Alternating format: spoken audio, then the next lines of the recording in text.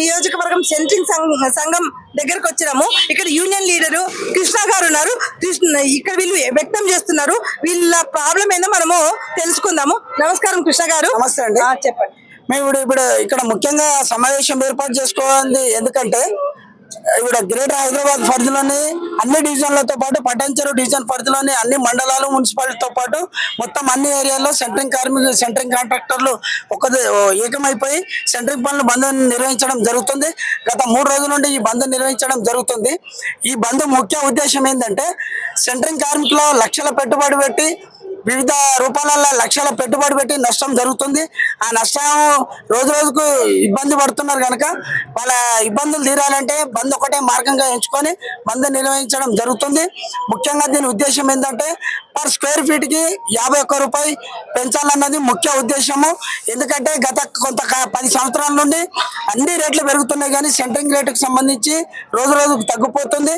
అన్ని రేట్లు పెరిగినా కూడా అన్ని రేట్లు పెరగడం వల్ల అందరికీ చాలా ఇబ్బందులు జరుగుతున్నాయి. దీంతో పాటు ముఖ్యంగా రాష్ట్ర ప్రభుత్వం నుండి కాంట్రాక్టర్లకు హెల్త్ కార్డులతో పాటు వీళ్ళకి ప్రత్యేకమైన సబ్సిడీలు ఏర్పాటు చేసి బ్యాంకుల ద్వారా రుణాలు ఇచ్చినట్టయితే ఇంకొద్దిగా బెటర్గా నిలదొక్కుని వాళ్ళు సర్వీస్ చేయగలుగుతారు.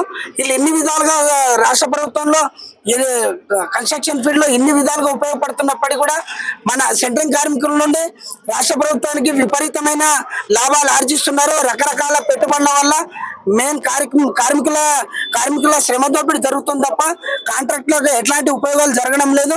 దీన్ని ఉద్దేశించి మేము నిరసన తెలియజేయడం జరుగుతుంది. ఇప్పుడు మీరు 3 రోజుల నుంచి చేస్తున్నారు నిరసన. దీని నుంచి ఏమన్నా మీకు రిజల్ట్ వచ్చిందా? ఏం రాలేదండి. ఇప్పటి వరకు ఎట్లాంటి రాష్ట్ర ప్రభుత్వం కానీ స్థానిక ప్రభుత్వాలు కానీ స్థానిక ఎమ్మెల్యే కానీ ఎవరు కూడా స్పందించడం లేదు.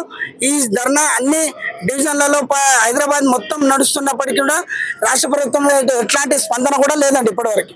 మళ్ళీ మీరు ఏం చేద్దాం అనుకుంటున్నారు? ఇప్పుడు స్పందన లేదు. సో దీన్ని 3 రోజుల నుంచి చేస్తున్నారు. దీని నుంచి ఎలాంటి చలనం లేదు, స్పందన లేదు. సో నెక్స్ట్ ఫర్దర్ ఏం స్టెప్ తీసుకుందాం అనుకుంటున్నారు మీరు? రాష్ట్ర ప్రభుత్వం నుండి కానీ స్థానిక నాయకుల నుండి కానీ ఎవరైనా దీనికి స్పందించి మాకు ఎట్లాంటి ఏదైనా హామీ ఇస్తే తప్ప ఈ నిరసన విరమించడానికి సిద్ధంగా లేరు. రోజు రోజుకి విరమణను ఉధృతం చేయడానికి అందరూ కృతనిశ్చయంతో ఉన్నారు. ఈ సమ్మెలో ఎంతమంది మీరు పాల్గొన్నారు? మొత్తం టోటల్ ఎంతమంది ఉన్నారు ఇప్పుడు?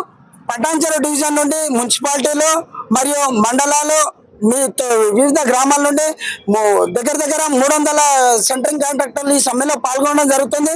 కాంట్రాక్టర్లతో పాటు వివిధ గ్రామాల నుండి వచ్చినటువంటి కార్మికులు కూడా పాల్గొనడం జరుగుతుంది.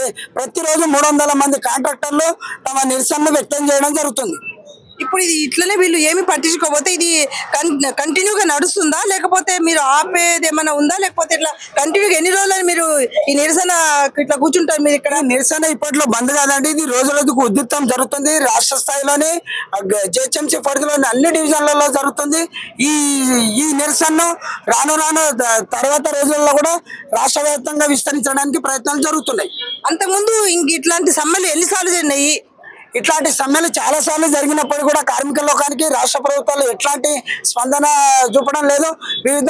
మిగతా విషయాల మీద తక్షణమే స్పందిస్తున్నప్పటికీ కార్మికుల వల్ల రాష్ట్ర ప్రభుత్వానికి ఎంత ఆదాయం ఉన్నప్పటికీ కూడా కార్మికులను ఉద్దేశించి ఎట్లాంటి పాలసీలు తయారు చేయడం లేదు.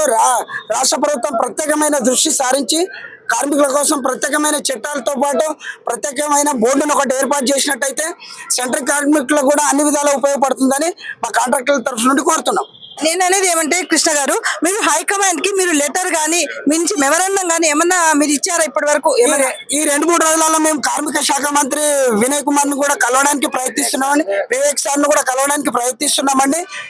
ఈ 2 రోజులలో ప్లానింగ్ జరుగుతుంది. కార్మిక శాఖ మంత్రిని కూడా కలవడం జరుగుతుందండి. ఓకే.